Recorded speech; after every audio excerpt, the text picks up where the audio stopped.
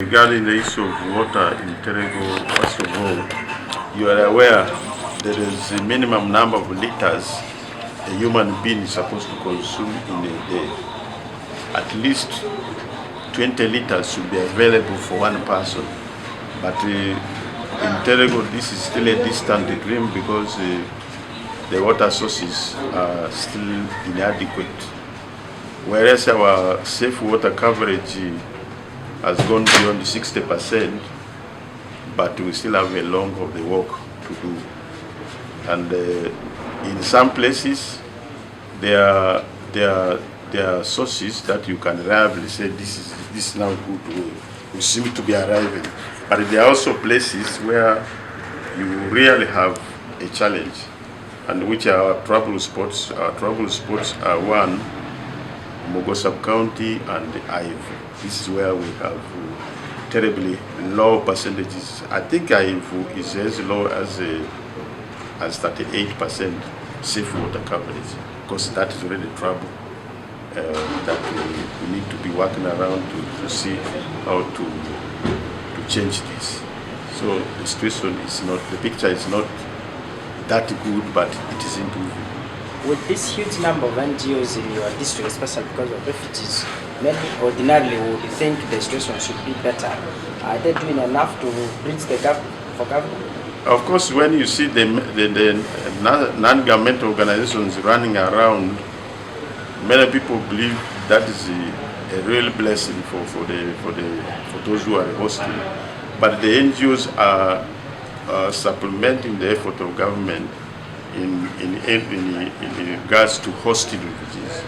You know, it is government that is hosting refugees. So government has a lot of gaps, and the NGOs have run in to fill these gaps. And that said, most of the NGOs in the water sector are based in the settlement, with the exception of Welthunga and Malteser. Those are the ones that have come out of the settlement to support us. But NGOs like Water Mission that are implementing partner for UNHCR in water services delivery, their presence in the host community is still minimal.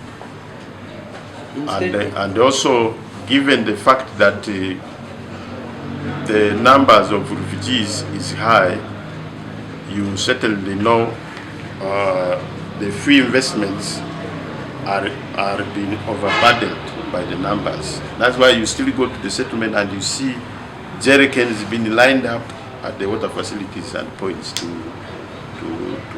fetch water. So much as the NGOs, but the burden and the pressure on these facilities is still very high.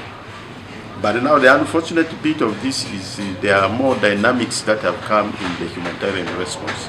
And what are these dynamics? We are talking about the war in Gaza, the war in Ukraine, and also this madness of Trump. You have heard about it, budget cuts and so on. All these are a factor to worry about in the humanitarian response, because it has shifted the donor attention away from Africa, Uganda, West Nile, of course, Terego. That means we as leaders now need to be very aggressive in terms of resource mobilization. And it is a reason why I take these conventions of West Nile diaspora very seriously. Because what are they doing? They are mobilizing potential donors, investors out there for us to go and interface with. If I remain in Terego, that opportunity will not be there. So I must go and represent the people of Terego, both refugees and nationals, to see if there are some opportunities that can be harnessed from these conventions. Already, from last year's convention, I think I can ably say there are opportunities. You heard about the beds that we got with the woman member of parliament. The beds are already here. At least that has saved the health sector a bit. But of course, I think as a district local government or a local council, we need a deliberate effort now to vote money to ship all those beds to Terego, because these are 375 beds, and we have only, the one member of parliament has only received 8 of them. And I was at Udupi Health Center 3. I counted one by one. The male and female ward will consume about 30 of those beds if we chose to do it that way. But of course, these are few. There are many of the facilities will be throwing them through, into a number, almost all of them. So the West Nile Diaspora Convention that is upcoming in December, not December, but July in Washington DC, is a must attend function that I am also rallying leaders in West Nile not to sign, but to sign and attend this function. For me, I am already making my proposals to see if I can secure resources that can take me that side. So, okay, lastly, instead of having a lot of money for workshops, how can we use these monies for constructive hardware? Because a lot of money seems to go for software than hardware. Workshops can never be ignored, because the leadership that is handling the mandate to lead the campaign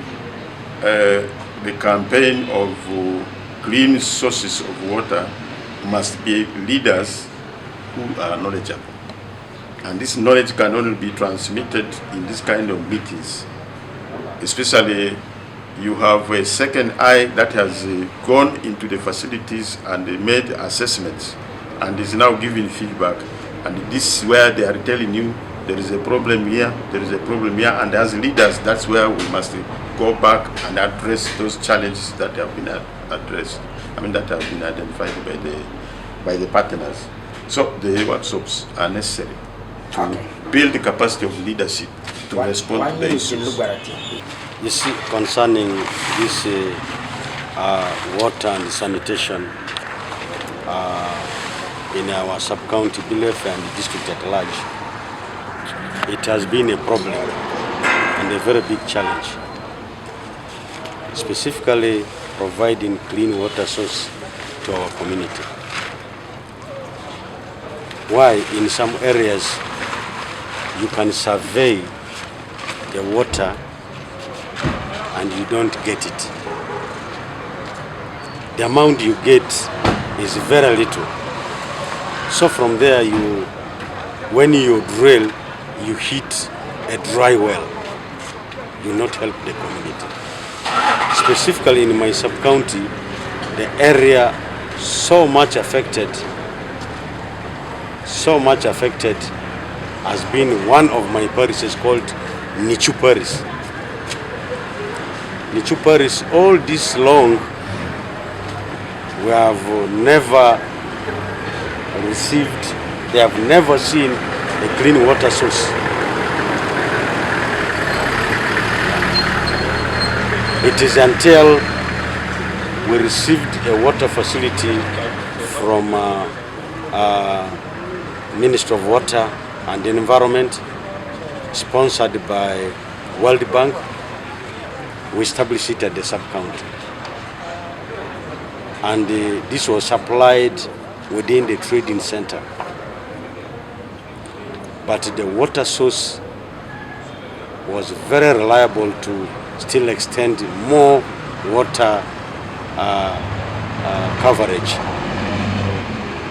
So we sought permission from Ministry of Water whether we can extend this water to our areas where it has not reached, which Ministry gave us the permission. With the funds given to the district by Ministry of Water, we extended this water source to Nichu. Nichu Health Center 2 and our school, primary school called Kaigo Primary School, and then the church, Mother Mary, and then along the way we established 11 water standpipes for the community. In the starting from EPA Trading Center, we moved to Arua 2 trading center. We moved to Arua 1 and then to our last point, Kaigo Primary School and the community church. So right now, the community is enjoying the water. For example, during dry spell like this, they were drinking very dirty water from the streams. This has now improved so much greatly in the community.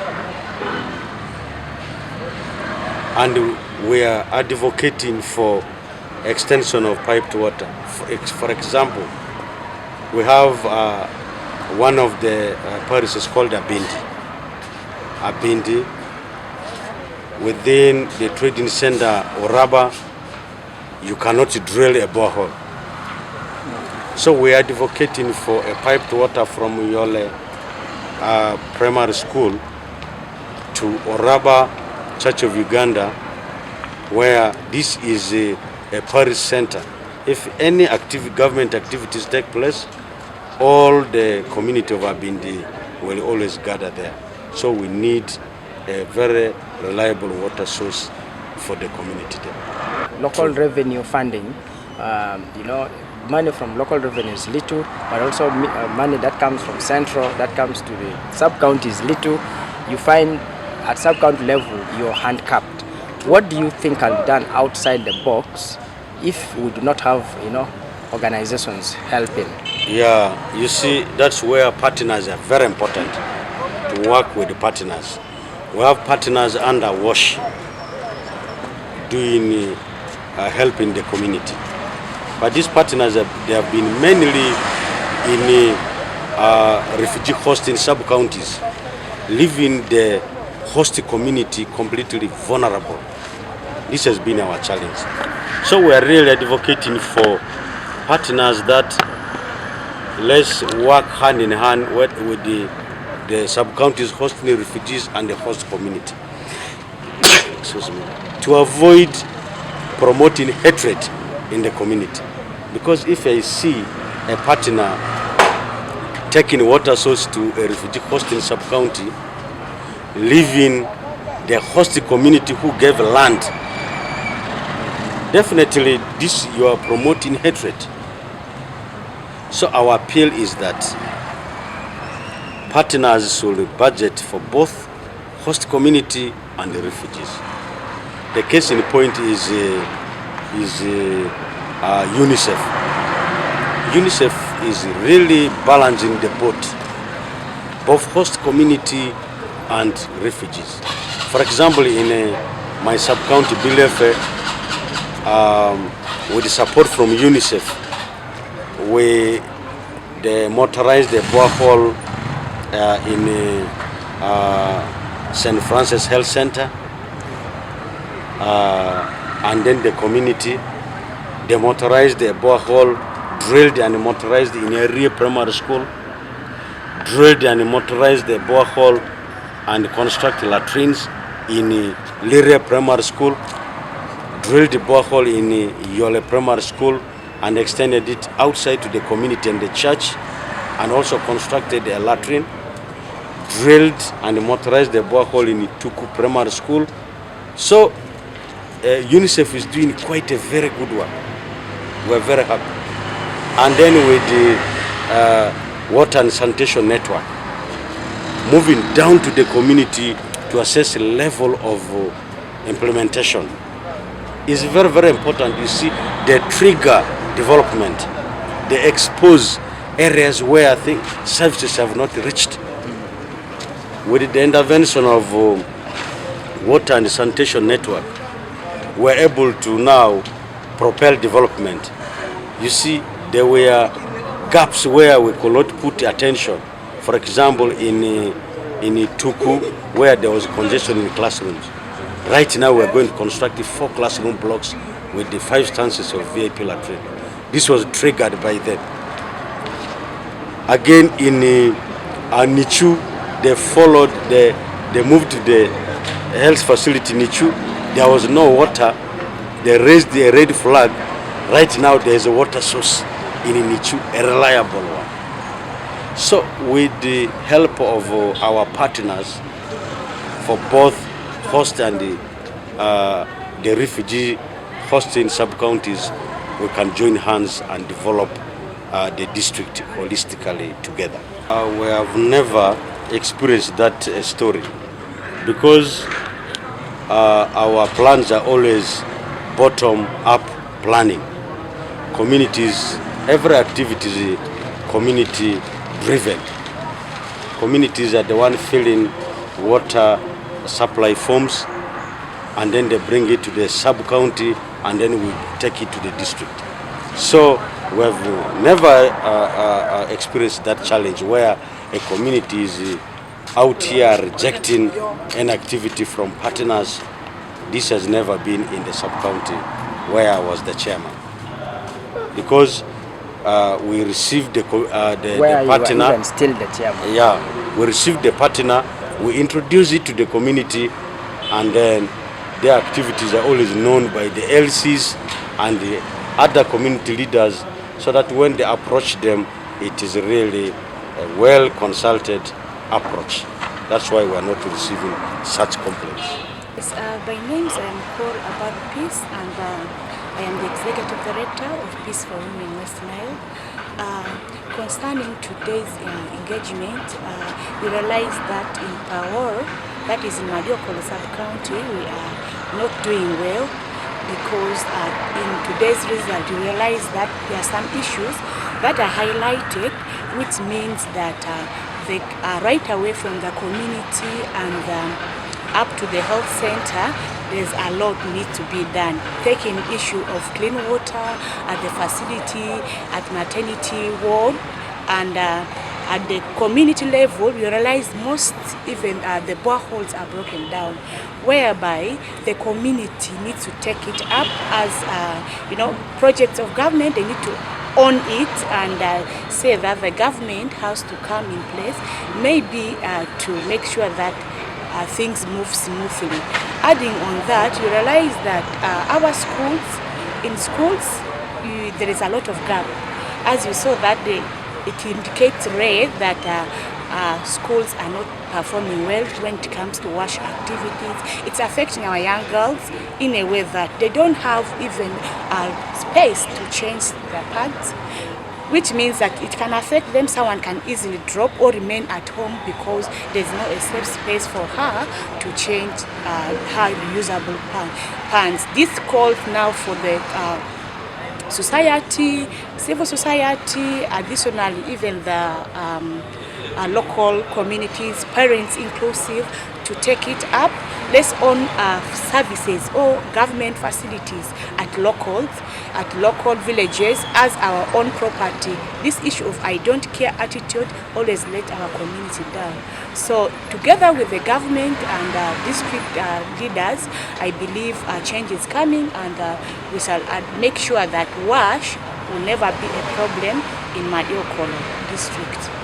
What led to these findings? Was it because the community had, drastic challenge in terms of access to water, or is it that the water, facilities are not in place? Yes. First of all, if you take MEDIA-Robsyiti, it has general problem with water, and you realize that there are limited water points in MEDIA-Robsyiti. Others, as I said earlier on, had broken down, meaning that. Generally, MEDIA-Robsyiti has problem with water points. The flow is not really enough. You realize other points, especially in Olievu, there is water, but for someone to get that water, it takes 15 minutes for her to go home, even more. So the population itself is high, and yet the services or the water points are very low. What recommendation the local governments can take in place? Yes, as civil society organization, as Peace for Women, I need to take it up and do a lot of follow-ups with the communities to make sure that they sit together right away, informing the local governance to make sure that they are in place and they work in a cooperative way, so that they make sure that they can easily have their water back. We saw a number of interventions done, but also when we looked in terms of the statistics, especially in water coverage, sanitation. There are still sub-counties in Teregu, Mediokolo, which are below the average. Give us a background of the intervention you've done, but also how can we bridge this gap, especially those sub-counties that have not reached above average. Okay, thank you so much. My name is Ayunia Msazi, and I'm the Executive Director of the Uganda Water and Sanitation Network, a network of more than close to 170 civil society organizations that work within the water, sanitation and environment sector. We are privileged that as a network, we have different development partners that support the work of civil society organizations in terms of coordinating our voices to influence policy and practice at different levels, but also build our capacity for us to effectively engage with service providers so that every Ugandan has access to clean water and sanitation. And this program that's addressing good governance and accountability in West Nile region is currently being supported by the Austria Development Corporation. It's a project that's for 3 years. It's focusing on building the capacity of the civil society organizations and communities, more so the women, as we all know they're the ones responsible to ensure that water and sanitation is available at household level. So we are embarking on building the capacity for the civil society and the communities to engage, to effectively, first of all, to get to know the status of water and sanitation within their locality. And then for them to know what are their roles and responsibilities. You'll find that at community level, if a water source is put in place, the communities have a role to play in ensuring that it's well maintained, in ensuring that they contribute monthly fees that are supposed to oversee its maintenance, but also safeguarding the water source. Then, they should also know that yes, within our constitution, water and sanitation is a right. Within the region, yesterday we were traversing within Koboko district, and we visited a certain water source where communities were telling us that they're commuting more than 1.5 hours to go to the borehole.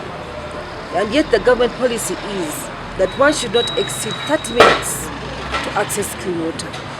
And our president's manifesto states that every village, at least every village, should have a clean water source. So the communities, the civil society should know that and build their capacity for them to be able to engage with the parish chiefs, with the sub-county, with the local governments. And that is what this project has aimed to do. Like we've had today from Mediokolo, from Terego, representatives from the sub-county, from the community, the parish development chiefs, the culture leaders, even from the district local government, are all acknowledging that yes, there is need. However, from what we've witnessed today, we've seen the change that this program has done at different levels. The communities engaged, they raised the issues of the inadequate services regards water and sanitation in schools, in healthcare centers, and also within the community. And we've seen and witnessed when the sub-county chiefs are giving reports of what they did to address the gaps that were identified by the civil society and the communities. So for us, it's great impact. And the lesson here is that, yes, the need is big. Currently in Uganda, out of 10 households, 3 households don't have access to clean water. And we still have close to 8 million people practicing open defecation. And yet, when we approach government, they also tell us that they need 9 times the current funding that they get from the Ministry of Finance to address issues of water and sanitation. So, what is required is to generate this kind of information that is showing the gap. Then we as civil society at different level, whether at community, district, sub-county, even us at national, or even global. We use this evidence to influence, to advocate for the need of water and sanitation. And currently is such evidence that we're using to inform our advocacy agenda, where we're targeting the president of Uganda, for him to know the need, the gap that is still there regards water and sanitation, and the need to prioritize budgeting and financing for this sector. Because currently, according to our evidence that we've generated, diseases that are related to water and sanitation annually, there are more than 40 million annually, you know, and we lose close to 6 trillion shillings annually in relation to the cost of inaction, the cost of lack of investment in water and sanitation. So that's why this program is being implemented, so that everyone everywhere can be equipped with the knowledge, can be equipped with the skills to engage and change the status quo. See water projects come in place, but ownership by the community who actually utilize this water, it seems to be not 100%. You find communities destroying even solar panels, especially where waters are motorized, and also the protected springs. They are supposed to have water user committees across board for boreholes, all this. Sometimes we see this community ownership is still little. What can we do to ensure a project that comes in place, one is protected by the community, but ownership comes in also to maintain for sustainability? And that is what this project is focusing on. First of all, to sensitize the communities themselves. When you approach them, they narrate the importance of having access to clean water, easily accessible and of good quality. However, they have a mistake of thinking that once government puts up a borehole, or if another organization like WaterAid, or here we have our local organizations, if they come in and put up a borehole or a piped water system, they think it's upon government to come back and repair once it stops functioning. So this project is sensitizing the communities, letting them know what their roles and responsibilities are, to ensure that once that water system is put up, it's their role to protect it through the monthly contributions that they have to contribute as per the guidelines that are provided by the local community, through ensuring that the water sources are well protected, they're not shared with animals, children don't play around them. So the project is two-pronged. It's promoting rights and responsibilities at the same time, and also promoting through the rights. Here we are promoting, encouraging them to engage with service providers, and through the responsibilities for them to know and own these services that are put up by different stakeholders. What do we do for the red zones, those that totally have water levels, coverage below 50%? The red zones, like I've mentioned, our average water coverage nationally is 77%. But you'll find that yes, there are some districts, even within the district, some sub-counties, there's some bit of inequality. And that is what this program is aimed at, to identify those red zones where there is much more need. Like I mentioned, the policy right now by the President of Uganda is every village to have a water source. But you find that there's still many of our villages without a clean water source. So the issue is to identify those areas, and then the communities should know. The message we're passing on is that the communities to know their role in advocating, in voicing, okay? In voicing, in requesting for the water source.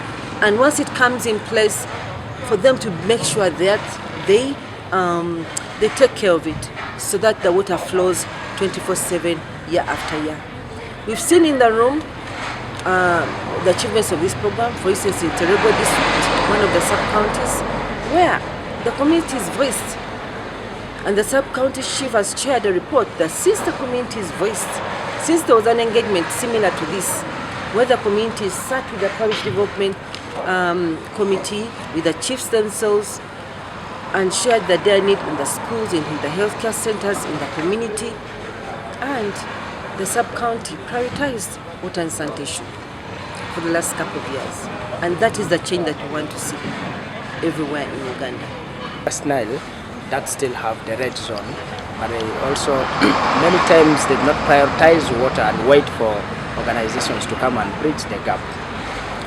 The districts are everywhere because, like I mentioned, we have a target by 2030 for everyone in Uganda, actually globally, that's the target, that there should be universal access. Okay? That no one should wake up when they don't have water at their doorstep. Okay? So, yes, there are districts in the whole of Uganda, there are districts in West Nile that you still find that their average access, some are still lagging around 50%, some 70%. And some are doing well, maybe 80%. So, the district local governments, first of all, is to appreciate the importance of having access to clean water and sanitation. In all the meetings we've been with in the region, the district local governments have spoken and voiced how they have gone to the communities. And the communities have given them brown water to drink as a message. You've come to us, this is how we live. These are the services that we have now. Also you, okay, let's see you, how you enjoy them. So that is a key message. That the district local governments should prioritize water and sanitation in their budgeting, in their planning. In case any donor comes up, it should be one of their topmost. Because when they go to the communities and they give them that brown water, they should know that the communities are taking that brown water, which is replicating into something else. For health, like I've shared, we're losing close to 6 trillion annually shillings due to lack of clean water and sanitation. So, with that message at the back of everyone's mind, we should know that no one can wake up in the morning and walk out of their door to go and do anything without access to clean water. So it should be a priority. Related to open defecation, it's still a practice. You see people go to toilet, they don't wash their hands, they come back, maybe they have been cleaning, somewhere, they come back, they don't wash their hands. That particular aspect also contributes, even if you have clean water at home, it also contributes to contaminating water, which is either at home or at the source. What has been your observation and what is your guidance here? Of course, when it comes to hygiene and sanitation, the policy is that at community level, every household, it's their responsibility to appreciate the importance of having good hygiene, the importance of having a toilet facility, and having water and soap to always wash their hands after visiting the toilet or before having a meal. We witnessed that when we are, with the whole world, was tackling COVID-19. Access to clean water was one of the key remedies of avoiding contamination of such a disease. And at the time, hand washing was really high. So, right now is an issue of behavioral change, mindset change, for the communities to appreciate that it's important, yes, for water to be available, but much more important to have a clean toilet, to have water to wash our hands. If the children, the members of my household, will not suffer from diarrhea or typhoid or cholera or all these other diseases that are now coming out. So it's an issue of mindset change, continuous communication, and communication and dissemination of these messages and reminders to the community. When we are undertaking the scorecard, we conducted it at community level, and at community we are just assessing the water sources. Then in institutions that included schools and healthcare facilities. And yes, like the results have shown, the performance in schools is quite wanting in all the 5 districts, where you find that a few of the schools scored above 50% access to clean water and sanitation. And nationally, it's an average of, according to UBOS, we have an average of 70% of schools having access to clean water. And majority of these schools, incidentally, are secondary schools. Primary schools, this is really more wanting. So much more advocacy is required to ensure that every school has access to clean water, and every school has access to, they have toilet facilities. And the ratio, the recommended ratio, is that one toilet stance should be able to cater for an average of 40 students. But as we all know, the current average you find in some schools, one stance catering for almost 100, you know. So, what is the impact of such a situation on a girl child? For instance, as we all know, as women, we have those monthly periods. So a girl child during such a time, they end up losing school, missing school, because, and that's an average of what, 3 to 4 days in a month. In a year, that's 40 days, a full month lost, And this is mainly because if any lady is going through that, experiencing that, usually want good hygiene. At times, you may need access to clean water to change or to do what. So if you don't have it, and if the toilet facility is not readily available, you just end up staying away. So the lack of adequate clean water and sanitation in schools, yes, is greatly impacting the performance, and the intake of the students, because we've seen where this change has occurred. The schools that have addressed water and sanitation, actually their intake is much more for both boys and girls. But for the girl child, in case there's lack of that, you'll find that many of them actually end up dropping out of school because they don't want during that month everyone to see that I'm missing out. Oh, I'm missing out, then they know that I'm experiencing that, that peer pressure. So all that really contributes to highly impacting on the girl child, but also overall on the school performance.